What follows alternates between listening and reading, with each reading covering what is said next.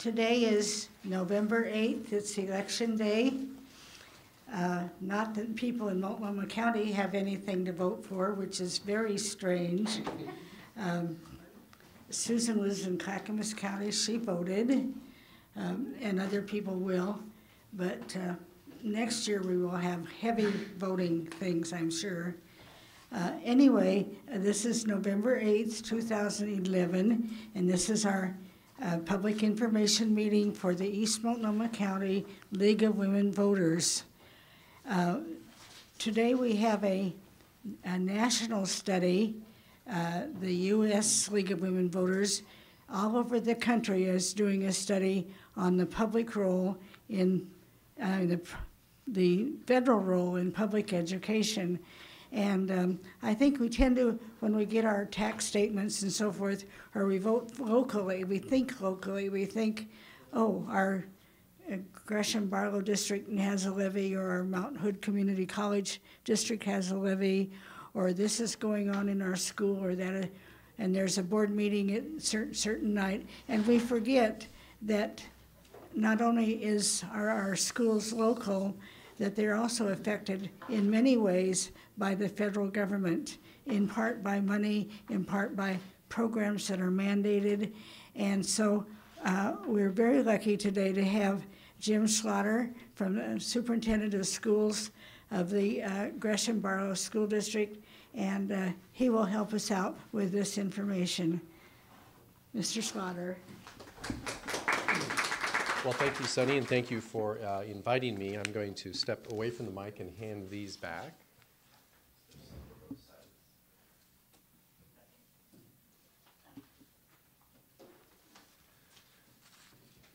Well, thanks for helping clarify that the reason I did not receive a ballot in the mail is because we're not voting on anything. I was discussing that with my wife the other day. It's kind of like, shouldn't we have received something by now? And then we discovered there was nothing to vote on. So it does feel quite odd.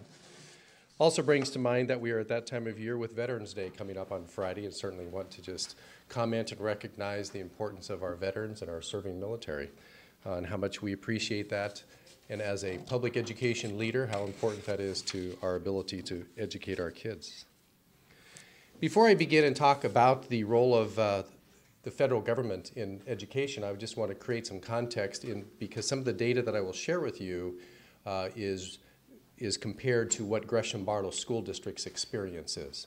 So just to kind of update what our district looks like relative to the state, there are 197 school districts in the state of Oregon.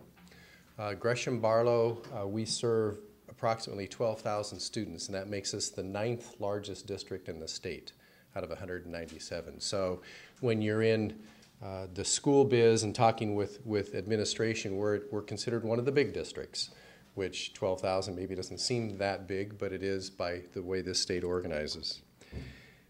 The other thing is, of course, you know that we are in the city of Gresham, and we touch a few other communities, Damascus, the Orient area, and a little bit of Troutdale. But again, Gresham being the 4th largest city in the state. So we are in a significant location, both in who we serve and the influence that we are able to have, both educationally and civically in the area.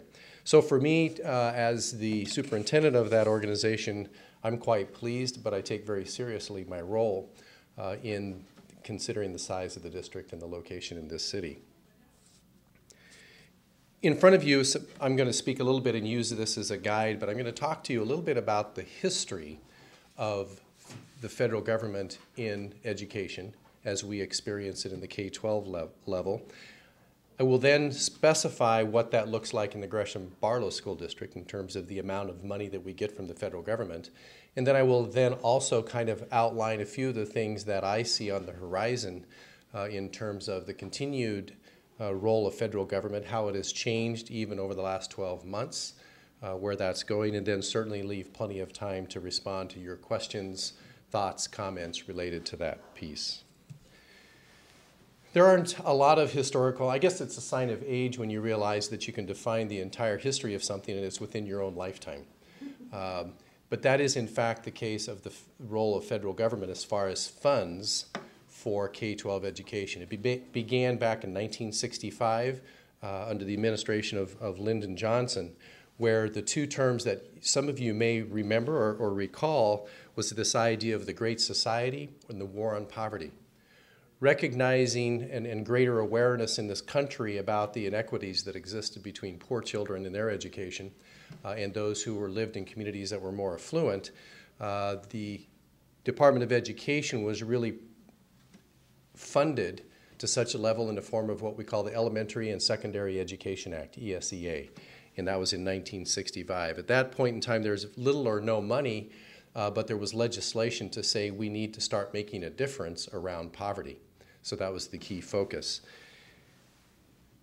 From that came a number of title programs. The most common one that exists still today is Title I. Title I is really a funding that's based upon family poverty, and then additional funds from the federal government flow through to schools where that poverty is. And so, for example, in our district, just a quick note, of our 19 schools, we have the option of where to take Title I dollars, and we focus entirely on our elementaries. And of our 11 elementaries, 9 of them qualify for Title I funds. So we get federal dollars into 9 of our 19 schools. So that's where that kind of money, it started back in 1965 and continues through this day. Some additional things, though, as far as the role of federal government, continued then to evolve. In 1975 is when educating all handicapped students became another issue, is to say not only is poverty a cause for disparity in education opportunity, students with handicapping conditions are often being discriminated against or just left out of the equation. So legislation started which began then the conversation of special education. And again, 1975 is where that started. It may seem like in my work these days it's been here forever, but actually it didn't really get rolling until 1975. In 1980, a big shift happened in that the Department of Education got cabinet status. In other words, the president put the Secretary of Education on his cabinet. And so that's a big deal, as you know, in the federal government when you have a cabinet level position because you have the ear of the president. And the president then has to speak to that, usually to get elected or stay elected, as the case might be. You can see on that chart that in 1990, just as kind of a benchmark, the amount of the dollars that, according to some research that I did, approximately $300 million were budgeted for federal government to fund education throughout the country. Realizing that was a very small piece of the overall cost of education, which is a state responsibility. Again, backing up just a little bit, our Constitution at the federal level does not deal with education. It is a state responsibility. So it's, when I get into the implications for the future, I think there's serious conversation to be had about where the responsibility for education is today. Is it truly a state responsibility or has it shifted? But we'll get into that in a little bit. In 1994, the Elementary and Secondary Education Act was reauthorized, which it's required to be done every so often. I don't know the exact term. But this time it came back and it was informed by what was called a study called A Nation at Risk. I remember this well because I'm in the middle of my education career. That document came out and it really drew attention to how the U.S. students were competing against global education. And it really, the title tells you that the basic bottom line conclusion was our nation is at risk because our public education system does not compare to the other industrialized developed countries in the world. On the heels of that then came a lot of legislation in a short period of time. Special education really took a big step forward in 1997, just a few years after that, with what was the Individual with Disabilities Act.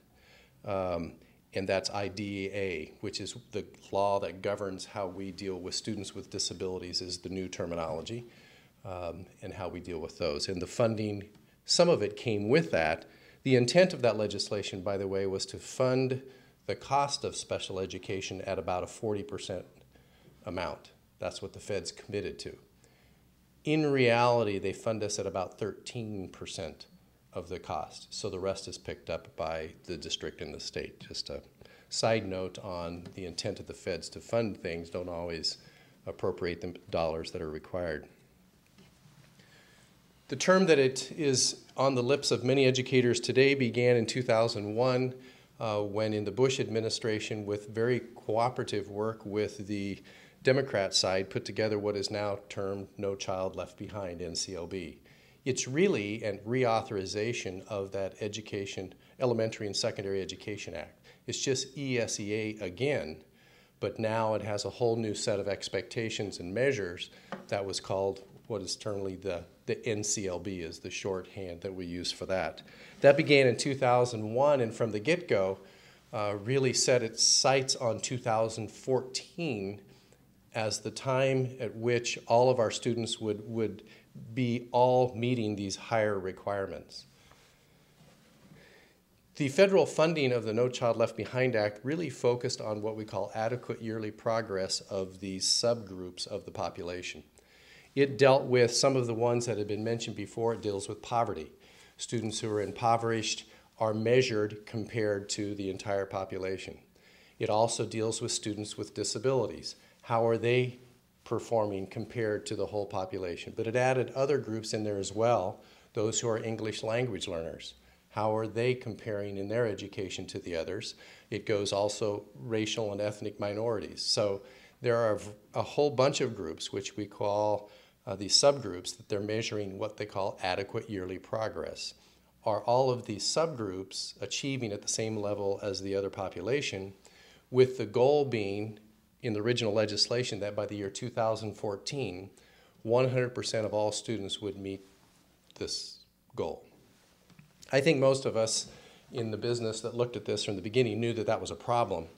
If you know human nature and behavior and the range of abilities that people have, nonetheless, we were assured by legislators that as early as 2005, they would rewrite NCLB and start ratcheting down or altering those expectations to be more realistic. It's 2011, by the way. It has yet to be reauthorized to be any different. So that's a problem I'll mention here in a few moments. When you come to the federal role in education, a whole new twist was developed in 2009. The stimulus package that was there to address the economic crisis that we were in 2009, part of the answer was the ARRA funds, the America Recovery and Reinvestment Act. Many of those dollars were targeted for education. They were targeted, though, to be handed out in two different ways. One, it just went to the states to subsidize the cost of education. So we would receive some federal money just to prop up the state because the state didn't have the funds they needed. A lot of the other dollars came either to support Title I, which are the poverty, in our case is elementary schools, and the others was special education. The challenge of those with those dollars were not that they weren't welcomed, they were, but they were issued or allocated, and we had 2 years to spend them. So it put the state and local school districts in a situation of adding 2 years worth of either programming or staffing, knowing that at the end of the 2 years it goes away. So it was not sustainable. So you in the news would hear all kinds of different things related to that money about the kinds of things that it would support and that would be paid for. The part that went to the state wasn't a big problem because it was just put into the general fund and it just propped up our schools. Other than when it was gone, the state had to make up the difference. That's where we are today, is the state can't make up the difference. So we've had reductions in our overall funding. When it came to special ed and Title I, the problem was we could only hire 2 years worth of whatever it was we were adding. So you tried to add things that in 2 years, when you took them away, wouldn't be a disaster. And that was a real challenge for us. But it was this infusion of federal money with a time limit. But that did add a lot to the overall dollars added. In fact, right at the end of that, if you look at the calendar year or the school year 2009-10, you'll notice there that $1.13 trillion were invested at the federal level. If you look at what it costs to run schools, that represented about 10.8% of all that we do in schools. So you've got this disproportionate level of influence in that, on one hand, the federal government's responsible for about 10% of our operations. But on the other hand, because of the legislation that's tied to that 10%, they have a huge amount of control, more than the state. So the state, while they may pay 90%, and by the way, when I say state, I mean state and local. All the local taxes we collect that you pay in your bill is factored into the allocation we get per student, which is the same across the state, regardless of where you live. So the state and local funds are about 90%, and the feds are about 10%, but all the rules and regulations that guide what we do are sent to us through the federal government. Let me mention one more thing here about what has happened, and then I'll talk about where we are today. You may have heard of Race to the Top, and that the state of Oregon, while they did apply, didn't even finish like in the top half of states that were applying. This was the first time that we saw the federal government creating competitive grants for large amounts of money. In the past, they allocated it to states based upon the amount of need, whether it be poverty or special ed. But for the first time, the federal government put a bunch of money on the table and said, you need to apply for it, and we'll then judge what you do. So what the Race to the Top was about is you had to basically say, our state will do this, this, this, and this, and if that's good enough, you'll give us the money. And if it isn't, we don't get it. So that's what the Race to the Top. Oregon did not do very well because Oregon is not a state where teacher performance as a way to determine both their salary and their ability to continue to teach is not high on the radar in the state of Oregon. And the federal government was not at all interested in the state's application. So that happened in 2010. So where are we today? Well, NCLB has still not been revised. So the pretty much punitive response to schools who aren't making adequate growth continue. But now we're in the middle of what's called the NCLB Waiver. It was covered by the Oregonian a great deal over the last 6 weeks, to where President Obama signed, or he didn't sign anything, he voiced the Department of Education's willingness to grant waivers to states for the sanctions imposed by NCLB, if. And it's the if that are the interesting part. The state of Oregon is applying for a waiver. Pretty optimistic we will get it. Our application, as I understand it from the state level, will be submitted around February, and we should know before the end of the school year. That waiver would then lift the sanctions of NCLB for our district and the whole state for the year 12-13. So that's what the waiver is. And when I talk about future considerations, I'll tell you what we have to do to get the waiver. So the last piece kind of in the chronology is, when will they reauthorize NCLB? It's the opinion of those who know a lot more than I do that the waiver will turn into the reauthorization. In other words, the lifting of the sanctions, if you do X, Y, and Z, will be basically what the reauthorization of NCLB will be, is that we'll continue to flow federal governments to the schools, but you have to do this, this, this, and this, which gets whose responsibility is education, federal or state. And you can see the shift.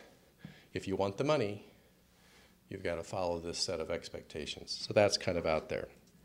A few more pieces of detail, and then I will stop talking at you and certainly try to address the questions or comments you might have. If you look just at our district, to give you perspective, last year, in the year 2010-11, from state and local sources, our budget was about $93 million. From federal sources, because it includes more than just those that I've mentioned, federal sources also help pay for transportation. 70% of our transportation costs are covered through a grant from the federal government. It also has to do with our lunch programs. The Department of Agriculture funds school lunches to a very large degree that we can keep the costs very, very low. When you add all of those as well as other kinds of grants that have any kind of federal connection, last year we received $14.9 million from the feds. So as you can see there, for us, that's about 13% of our budget. So to say we are not dependent upon the federal government would be false. There are districts and even states in the country that will basically say to the federal government, thanks, but no thanks. We don't need your oversight and your control. We will just refuse your dollars. And if you're in a district that's not Title I, and there are some, like you take Riverdale, for example, it's in Portland, a very wealthy part of the city, they refuse all federal dollars. And so really this whole conversation of No Child Left Behind is not their concern because they don't have any of that federal expectation that comes with the dollars. Future considerations, the NCLB waiver as well as the reauthorization. I think there's a couple of three, as I understand them, three key things that are going to evolve from that. First one, what they call Common Core standards. It's a national curriculum. It's to say if you're going to receive these dollars for the waiver, and ultimately probably, certainly it was part of Race to the Top, and it'll probably be part of the reauthorization, you have to adopt the national standards primarily in language arts, English language arts, and in math. That's not necessarily a bad thing. Having some standard expectation across the country around curriculum and standards isn't necessarily a bad thing, but it does shift the conversation as to who is really responsible for education. Because to go to a national standard is to say it's a national federal issue, not a state issue. So I think there's a shift there, whether we like it or not. I'm not even speaking to that, but it's something people need to be aware of. We are shifting educational responsibility in the direction of the federal government. The second piece has to do with teacher and principal performance measures. The waiver that the state is applying for includes a key part where initially it's measuring teacher and principal performance. That the expectation is there will be a system in place that measures, with the help of student scores, whether or not the educators are successful. It does not yet, at this point, then also put into place some sort of a salary placement as a result. That's not in any of the expectation, but many are concerned that's the next step.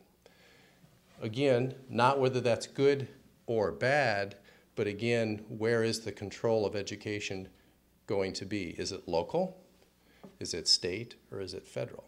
And who's setting the standards and what makes a quality teacher and what doesn't? And who's making that decision? So the conversation is shifting to the federal level on teacher and principal performance. And the last one, again, all of these can be seen as good, bad, depending on the circumstance, but the expansion of charter schools.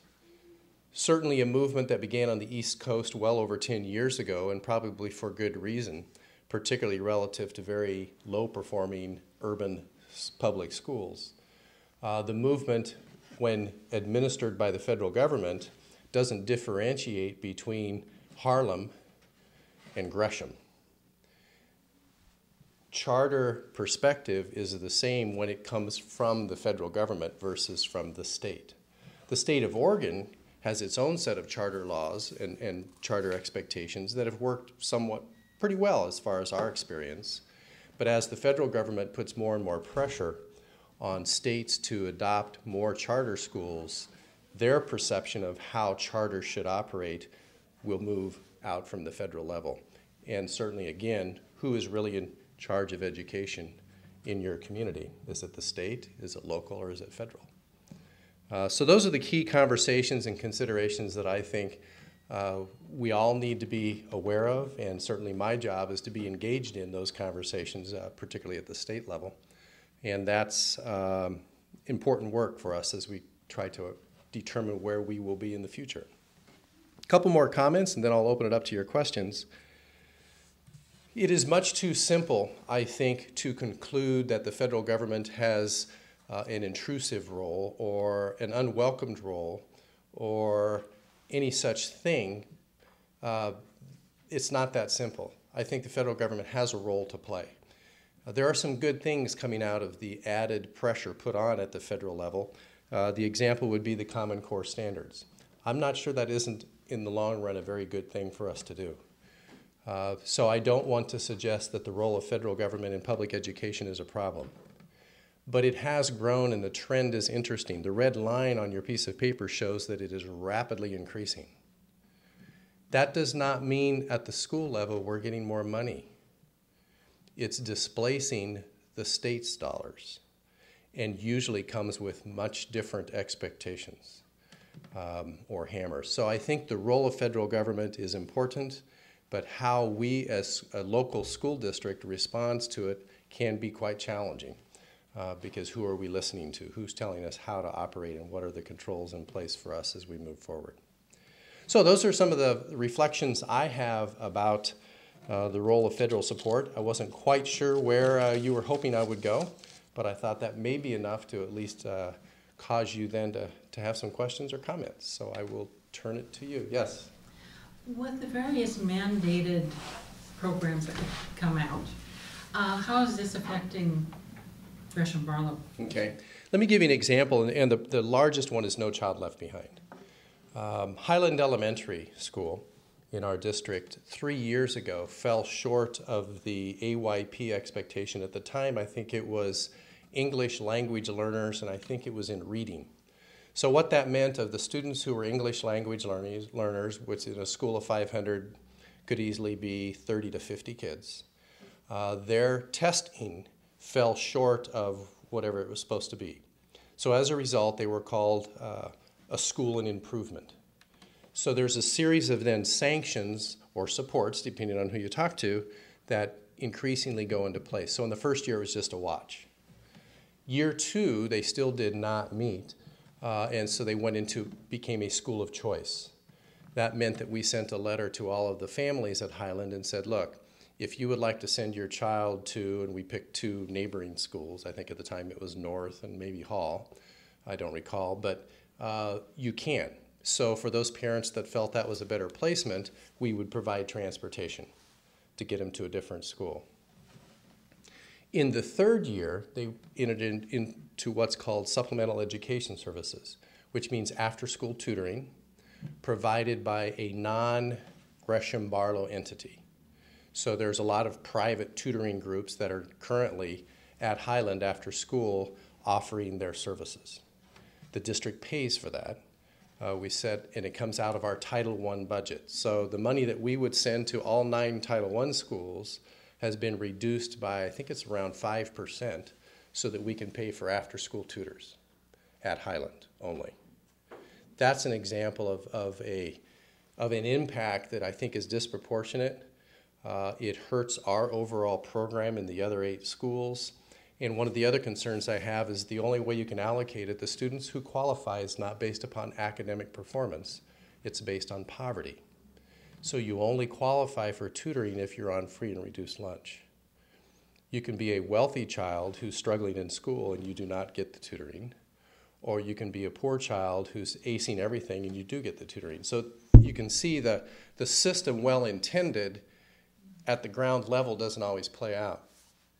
This last year, Highland actually met in all areas, so they are no longer falling short of the lines. However, you're not released from those other kinds of punitive programs until you've been out for 2 years. So they would have to meet all expectations again in this current year before that SES would be removed. The other problem that's affecting us is the percentage of students that have to meet these expectations goes up about 10% every year. So it's 100% in 2014. Right now, I think this coming year we're going from 70 to 80%. So you can see that of our 9 schools, in a matter of time, they'll all be there. So our concern, of course, and across the country, the concern is if this continues, let's say through 2013, all of our elementary schools will be an improvement. All of them will be offering to families the choice to go whatever school. And all of them would have after-school tutoring, basically gutting our entire Title I budget, which would remove all the in-school regular day supports that we have for students. So you can see NCLB, well-intended, wasn't really projected into the last 3 or 4 years of what the legislation would do to schools. So the need for the waiver is huge. If they don't give us the waiver, it'll pretty much gut our Title I programs in all of our schools. So that's a specific example of, we have 3 schools right now, in addition to Highland, that are in improvement, that we're offering school choice. Kelly Creek, East Gresham, and Hall, I believe, are the 3. But I'm not absolutely certain. Yes. How is Title I, how does it work at elementary school? What do you do with Title I students? Title I can do a lot of different things. The way our district chooses to apply it at the elementary level is that you get, first of all, it's a per student allocation. And you can have 2 kinds of Title I schools. You have what's called a targeted Title I school, where you have between 35 and 50% of your kids are on free and reduced lunch. If that's the case, then just those kids get X amount of dollars and the services that go with them. So you would identify, test the kids, and this one actually is based upon academic performance, not whether the student, he or she, is actually free and reduced, but rather on performance. And then you would provide services that comes in a couple of ways. One, a Title I teacher, someone who actually brings in groups of students and teaches them in a way that would be more in line with their needs. And a lot of it has gone to educational assistance, more one-on-one, one-on-two types of instruction for kids. That's in the targeted version. All of our schools are in what we call school-wide, and that's because our poverty rate in those schools is over 50% free and reduced. So you no longer give it to just some students. Everybody is eligible. So again, same kind of delivery though, where we have at least one Title I teacher who works with teachers to help them with curriculum, but also teaches kids. And then a number of educational assistants who come into the schools and work in smaller one-on-one type groups. To give you an example of the NCLB restrictions and how that impacted us, in the first year of what we called SES at Highland, we were able to use some of that stimulus money I talked about to fund it. So there was no impact on the district's Title I programs. That money, remember, only had a 2-year time span. It went away. So in the current year, the only place we had to come up with the dollars, it had to come out of Title I. So we probably, full-time equivalent, that's a full-time person, I think we eliminated close to 20 people in the district who would normally be in schools as educational assistants helping with students. They were all cut because we had to use our Title I dollars to support after-school tutoring. And administration, how does that? Administration. Is that administrative at your level, like under you? Yeah, well, it is. Our director of elementary education, Anita Harris, oversees Title I.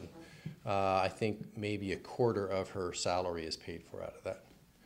Almost all of it's in the classroom, either in the form of the Title I teacher or the Title I EAs. And do these Title I students, do they have to be tested more then? Yes, in fact, one of the things that I think our district has done a very good job of in the last few years is, whether they're title or not doesn't matter, because we do this at all 11 elementaries, even in the non-title, is we do a lot more, particularly at the early grades, pre-screening and testing and placement into programs and retesting and changes of placement every few weeks as needed. K-1-3, the term we use is response to intervention, another acronym, RTI. But it's a way of using the common test across the district to place students and give them the right, what we believe to be the right additional instruction, to retest them on a very regular basis and either advance them, move them back, regroup them, and just to continue to do that. The goal being that by the time they complete 3rd grade, we really need to have them reading on grade level, because the rest of their education is really dependent upon their ability to read and comprehend it. So that isn't just for stats, that's for individual Correct. Placement and, okay. Yes. And so does this child gets tested separately also for No Child Left Behind, right? No, what they will do is they will take then our regular testing data, which is the state data, which begins in 3rd grade. So there's kind of a dark window as far as the feds are concerned. From K through 3, well, K through 2, there are no federal requirements or expectations because we don't test them.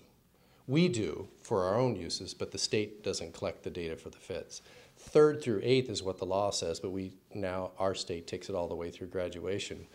We do test. Those are reported out both in the way of whether we meet AYP, but also our state report cards that came out, what, a month ago? They're coming out right now. Well, actually, they're being sent out. Parents. In the hands of parents right now, speak to that, whether or not we're meeting those expectations in 3rd through 10th grade.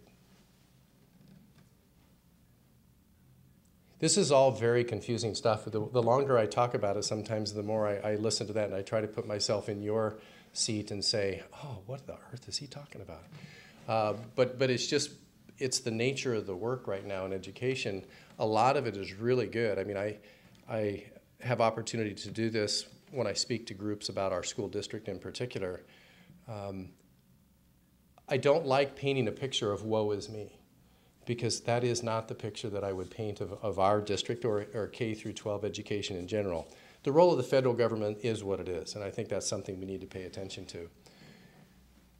But the education that our students are receiving, K through 12, which is our responsibility, is superior. In spite of less funds than we would all like to have, definitely larger class sizes across our district. They're about 2 higher than they were last year. Because of finances. The quality of the education is outstanding. I every week get in and visit schools and sit in classrooms and watch teachers, and I can tell you what these students are being challenged with, and their success does not get reported, and as a result, the public just doesn't understand the good work that's going on in our public schools. I tell this all the time to adult groups. Most of us would fail high school if we had to go through it right now. To graduate, our students have 3 years of math, the lowest level being algebra. They now have to start passing tests, not just get the credits. You know, when we all went to school, you get a certain number of credits and it doesn't matter, as long as they were D's, you're free, you got a high school diploma. Our state has a higher expectation. The credit number is much higher. The course content is much more rigorous, plus there are tests that we're increasingly putting in place because the state wants us to, and it's not a bad thing, that you can't just pass the classes. You've got to pass tests. So the quality of what we're doing and the graduates that we're sending out or the students that leave our schools and go elsewhere, I'm very proud of what they're receiving and what they're getting in their educational experience. And that's a result of just the hard work of a lot of people, including parents, but our staff's pretty exceptional. We have incredible teachers and administrators working. So want to shift away from what can often be a woe is me, life is terrible, the federal government's so mean, to we're a locally controlled district in the sense of what we choose, how to deliver instruction, what are the practices we use. That's local. And that's something we pay a lot of attention to. So I'm very positive about that and am more than happy to talk about those kinds of things as well. Yes? Well, and it is really interesting to me because what you seem to hear in the paper and read about so much is there's so much testing, so much testing, so much testing. Teachers are teaching to testing. It doesn't sound like that's the reality. Well, there's a piece of that. I will be honest with you, particularly if you were to go back in what I would say is an earlier understanding of the role of assessment. Over the last, I'll say maybe 5 years.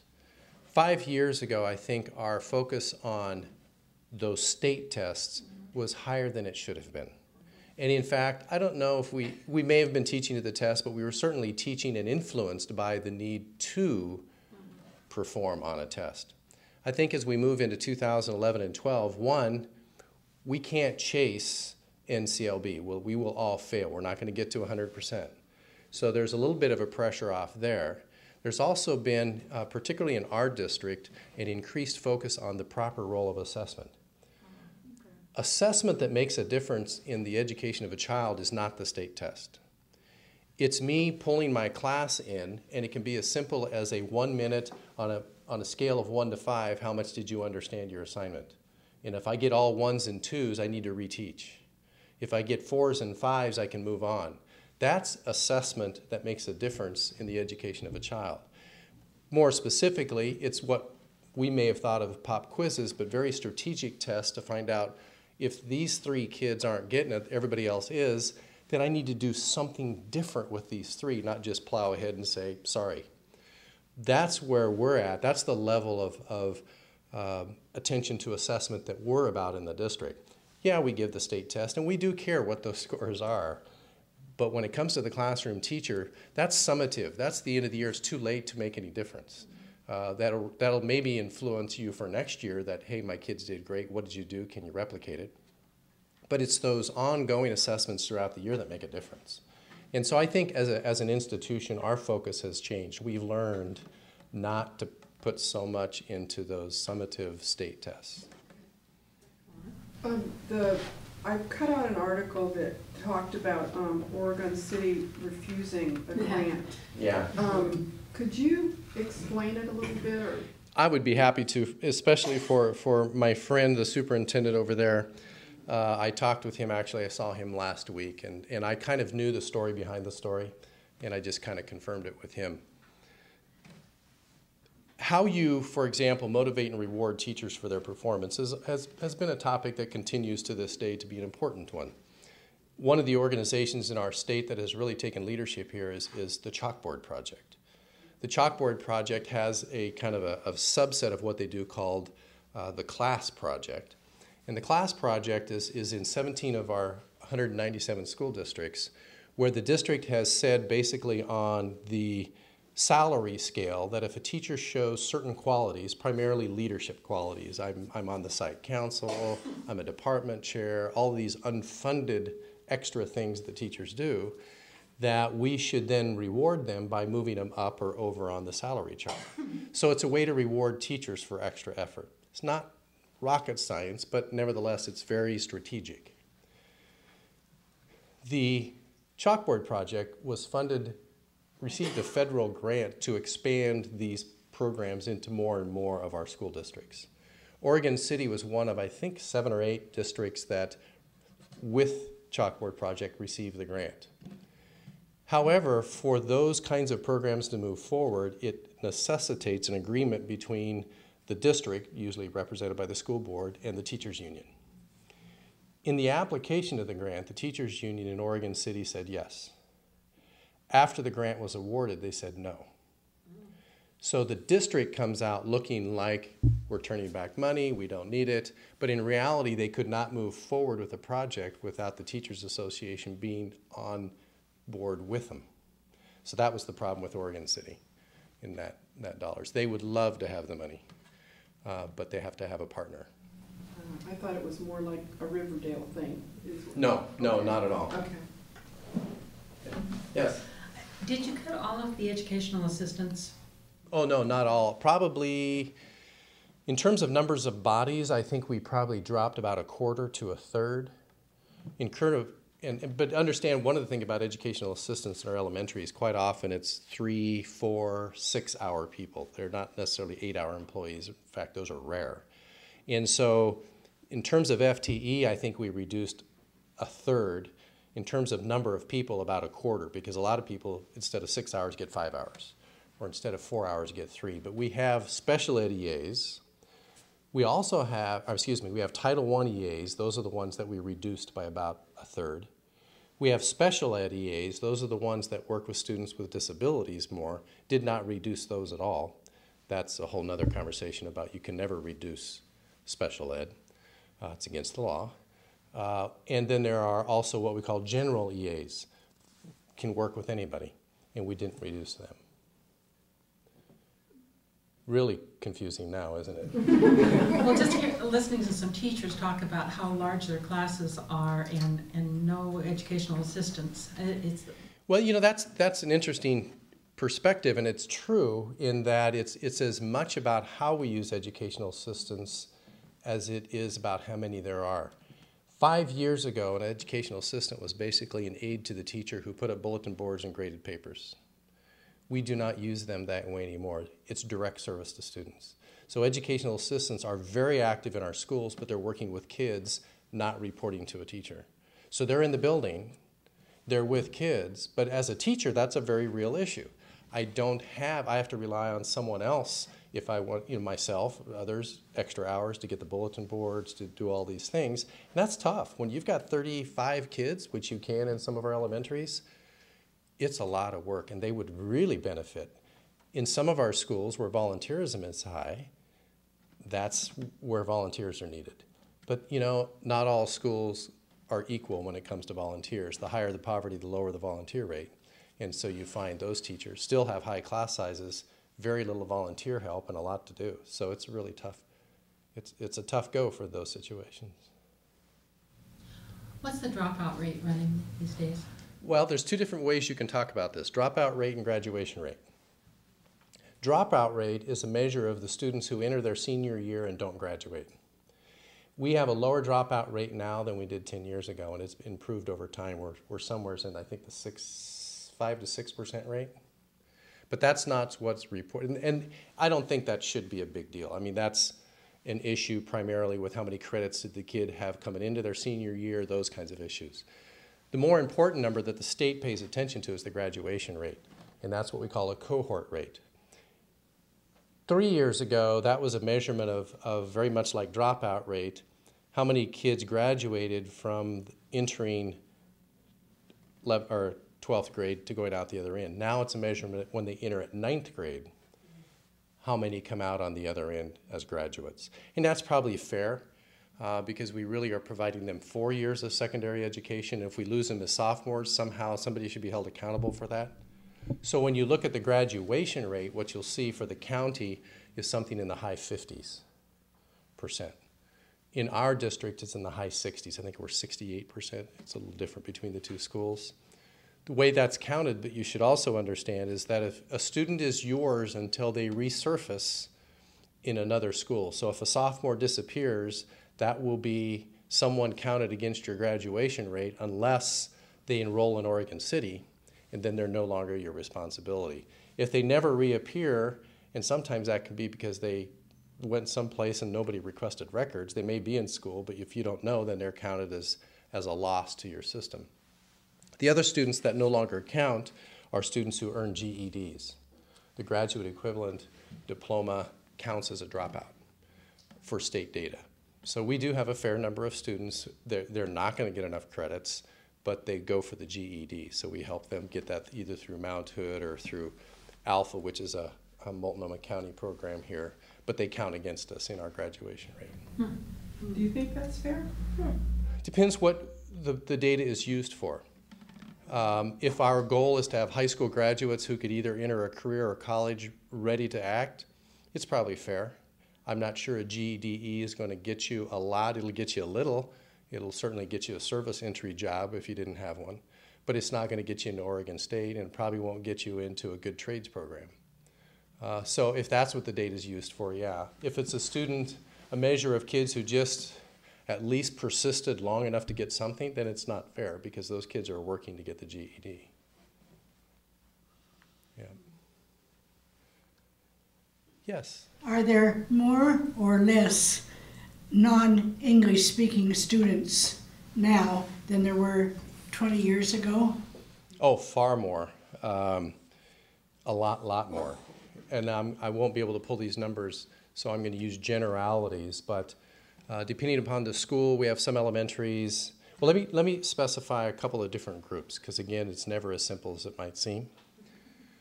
Students who are receiving instruction for English as a second language are tracked very closely by the state. It's a test called the ELPA, and there's some of that data came out recently.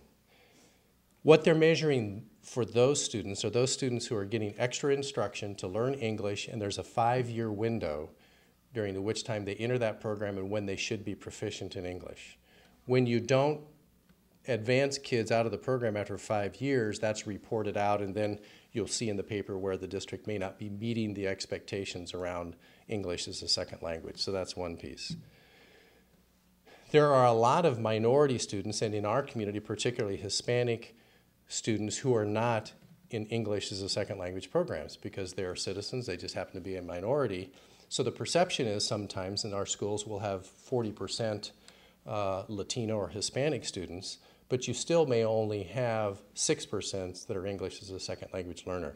So I think for a lot of folks who, they sometimes don't quite get that, and so it's different groups of the population we're talking about. The number who should be learning English as a second language because you graduate them out, hopefully before 5 years, never gets real high, because after 5 years they're back in the regular population, they're not getting special services. But those that are entering and needing that has actually flattened off a little bit. Over the last, from 20 years, it's much higher than 20 years ago, not a lot higher than 10 years ago. That's kind of flattened off. However, the minority percentage has continued to increase of students who are not the Caucasian students. We have, by the way, learned a lot about how to educate students where English is the second language. We do a much better job now than we did even 2 years ago. We had received some pretty critical information from at the state level for our what we call Title III program for English as a second language. So about 2 years ago, we did a major overhaul of our whole program at all levels, K-12, and we're starting to see some results from that we're pleased with. So that means you get federal money for? State money. There's no federal money for Title III, it's state dollars. So the amount of dollars allocated per student, so here's kind of how that goes. So let's say you get $6,000 per student from the state.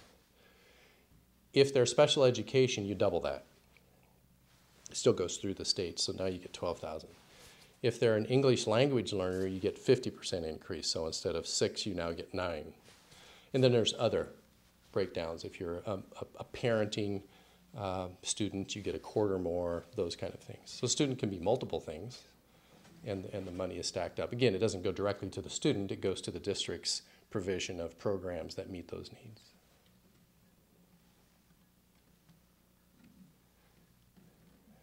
Other questions? Yes, Lorraine. Well, either one. When you say common core, what are you talking about? Yeah, an example, I'll use mathematics as the example. About 4 years ago, our state put together what they called the core standards for mathematics. And it kind of specifies at what rate you're learning different concepts in math by grade. So what our state went to was they went away from what we called the mile wide and an inch deep math, which meant that 80% of the content is repeated every year. You only offer 20% new material, and it's kind of a repetition thing. Our state went more to the deep understanding of math 4 years ago. So you cover less of the math topics, but you go at a much greater depth. The new Common Core kind of goes back to the old way, but as they would say, it's on steroids. The difference would be what we used to expect of our third graders is now being introduced in first grade. A lot of the algebra concepts that traditionally we've seen started in 8th in terms of really diving deep into algebra. There's concepts all the way down, but the real deep work in algebra was always seen as some in 8th, but really 9th. It's now 7th. So the Common Core, and this isn't a bad thing necessarily. We have to retool and understand how to instruct in these ways, but the amount and the level of math in the Common Core is pretty rigorous compared to what we currently have. So as you can imagine, over the next few years, we're ramping up for that. So you have to get teachers who maybe they've been a third grade teacher all their life and they're going to continue. Well, they're going to be changing the math curriculum. So what they've been comfortable teaching over the last 4 years will now shift. And so that's quite a bit of work. So to commit to the Common Core is quite an investment when it comes to teacher training. Yes, Lorraine. Okay. In 1994, the nation at risk, they keep talking about how our nation is at risk at this point because the kids are not getting the education they should. And in looking at so many of these kids going into college, they're really not prepared. And this always brings back why seniors aren't getting a full year of education. So many of them are getting out, they're only putting in a partial day. Why aren't we educating those kids for the full 4 years? You know, in that 1 minute, you asked me enough questions for the next 3 hours. First of all, what the colleges expect is much higher than it used to be. Two, I think at the college level they test and then place much more than they ever did. There was never not never, their dependence upon, for example, high school math or college math placement tests now, to the extent that I think the paper, 60% of our kids have to take remedial math when they go to college. Well, one, it's a very high expectation. Two, they didn't always test. They just put kids and they failed, so it's probably good they are testing. So that's a challenge. In terms of how we compete internationally, you can read many, many books on this. The conversations, though, that I frequently have in this area is not an excuse, but it is, I think, an understanding of what is unique about the United States K-12 education system. And that is, our education is more than math and science, and let's turn out a ton of kids who can then crunch numbers like there's no tomorrow, who are basically human computers. That's a lot of what you see in India, in China, those kind of places where they have a huge number of very brilliant kids who can do the math and the science. Our country is more inclined in K-12 system, and I'm proud of this in our district, it's much more than math science. We're into the arts, we're into electives, we're into athletics, we're into activities. Kids, their life isn't necessarily built around a math science test at the end of their high school career. As a result, what you often hear those who are kind of comparing nationally or internationally what our graduates can do, quite often students who are successful in our schools are also very creative. They can work with others, they can work on teams, they can problem solve, they communicate. They may not test as high on math and science internationally, but who do you want to work in your company for those kind of things? Now, we don't have nearly enough. The number of our students compared to internationally is a very small, shrinking percentage of kids. But our graduates need to be considered for their aptitude in more than just math and science. Again, it's not an excuse, but I think it's important to understand the kind of student that comes out of U.S. schools is very successful. There's a lot of interesting research in terms of the people that have made a huge difference in this world over time weren't necessarily those that got the highest scores on their math and science tests. You need to know your math and science, but you need to be creative. You got to work with others. You got to problem solve. So I think there's more to the conversation than the state test scores that A Nation in the Risk and TIMS, and there's other studies that came out. It's too simple to just say we don't score as high, therefore we're in big trouble. Do we need to change? Yes. But some of those countries, in particular China, keeps trying to model and alter their education program to look like ours. They're trying to break their kids out of the I have to test high, I'm going to kill myself to get that high score mode, and trying to get them to think more globally, more rounded. So before we crucify our system, we need to realize that it is still the envy of much of the world. Oh, I'm so glad to hear that.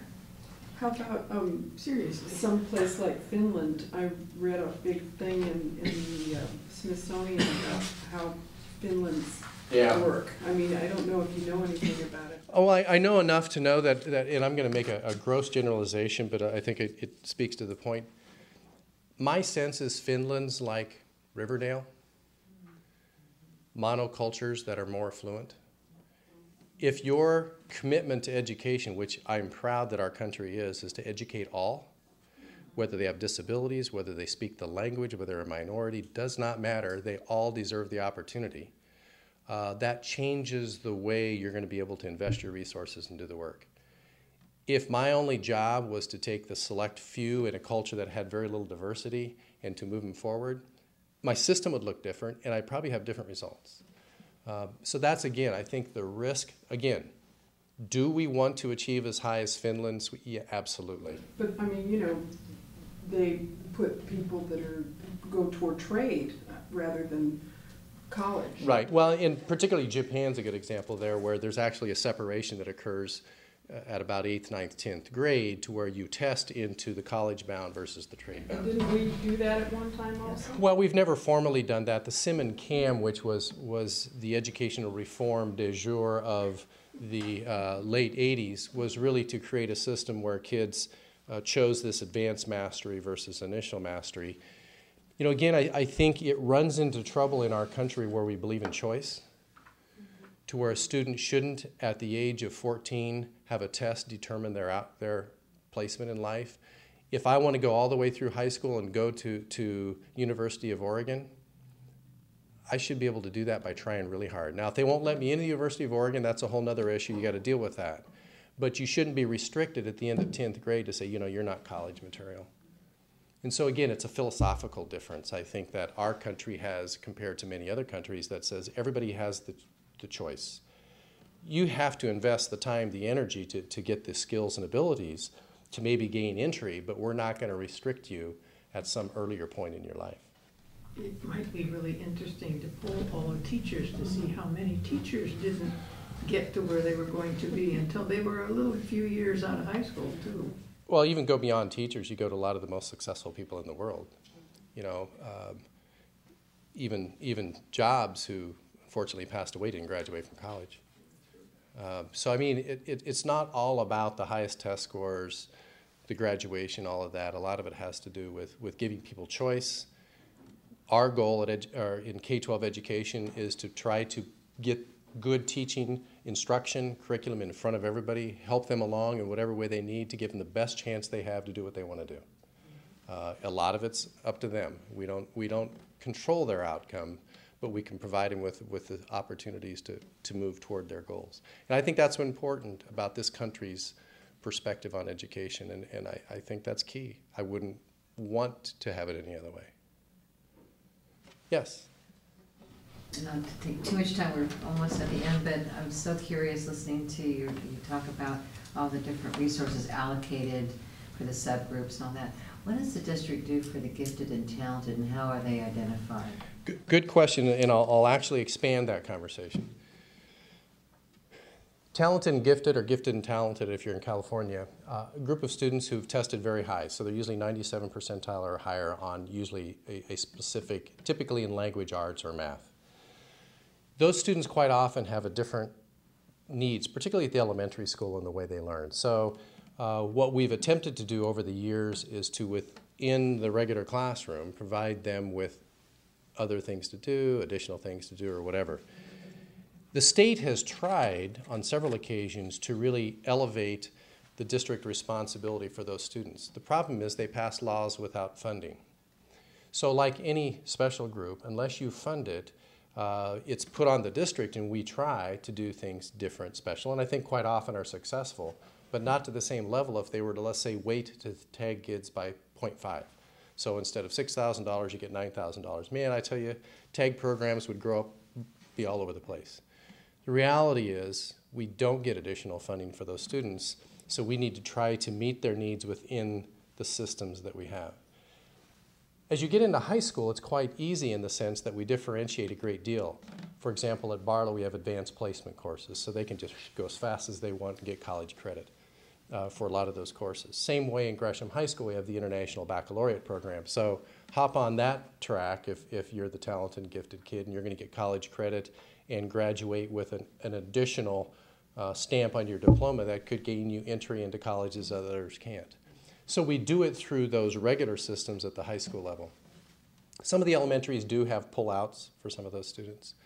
Right now, Senate Bill 300 was passed in the last session, is to take a fresh look at talented and gifted in our state. One of our board members, Chris Howitt, was appointed by the governor to be on that team of people. So we'll have a real close look at it as a district with her on that team to take a look at the state of Oregon's expectations around talented and gifted students for the future. And in New Mexico, they put it under special ed. Is that not how they do it in Oregon? No, not at all. Because that would be a federally funded. Then it would, and I've not seen how the feds respond to such a classification, but we don't do that in this state. Well, I want to thank you, and the cue would be you're walking up here, so I need to step away from the podium. But it is always a pleasure to come and visit with you all, and thanks for the invitation.